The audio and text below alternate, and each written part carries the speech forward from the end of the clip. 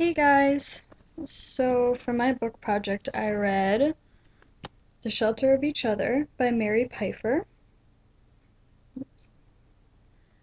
And she's a PhD and also has been a counselor for her whole adult life. Um, this book really inspired me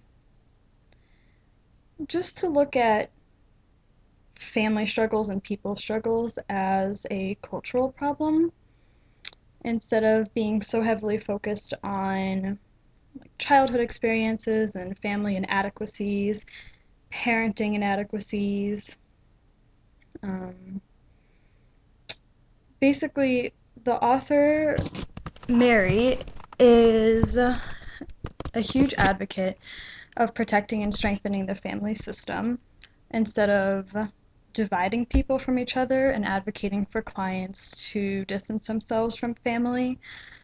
Um, She proposes that the field of psychology looks too deeply into family dynamics to explain human struggles, and not enough at the broader culture in which one exists. She starts the book off by explaining her grandparents' family and how they lived on a prairie farm. No technology, no media, and the whole family had to work together to survive. They were self-sustaining, they gardened, they farmed, they killed their own meat. Um, Time was pretty much filled up working together as a team and trying to survive. Um, she then compares it to a family that she counseled, and this family was bogged down by just modern life, by just busy lives, by work that they didn't really enjoy, overworking, not spending enough time with their kids, um, the kids and the adults being on technology too much and just disconnecting from each other. Um, let's see. Kids aren't as connected with the natural world today as they once were. They're being taught consumption driven attitudes, violent and sexualized messages all over the media constantly. Um, they're constantly using technology for entertainment and just have easy access to things that kids did not in the past. So basically, technology is somewhat serving to demolish the strong boundaries that once existed to protect kids from adult content. So therefore, the rules of adults and children are getting kind of blurred.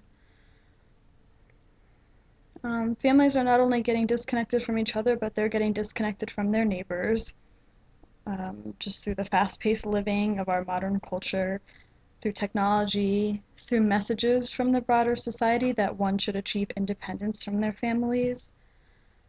Um, the author also believes that the field of psychology has played a damaging role in disconnecting families over time. She basically explained that we spend too much time overly critiquing families and labeling them as like enmeshed or overly controlling, and really advocate for our clients to distance themselves from parents or family members instead of trying to help families grow together and redeem themselves and protect each other and rely on each other. Um,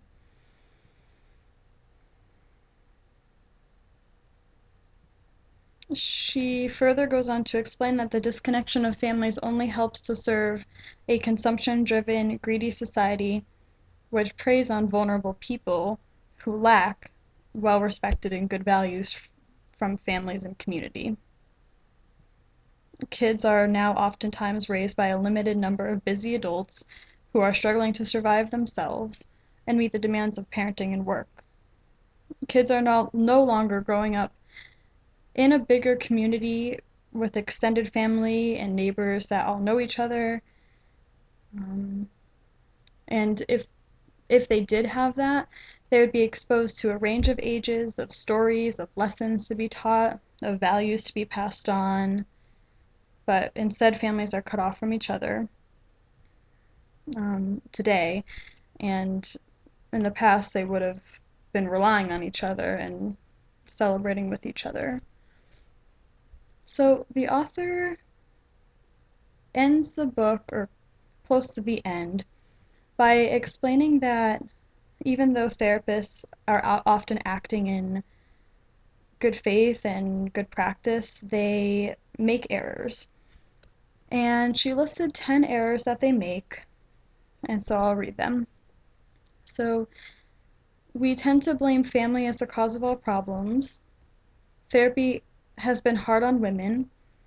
It has pathologized ordinary human experience and taught that suffering needs to be analyzed, which I really liked that one. Therapists focus on weaknesses instead of strengths. Some of our treatments have created new problems.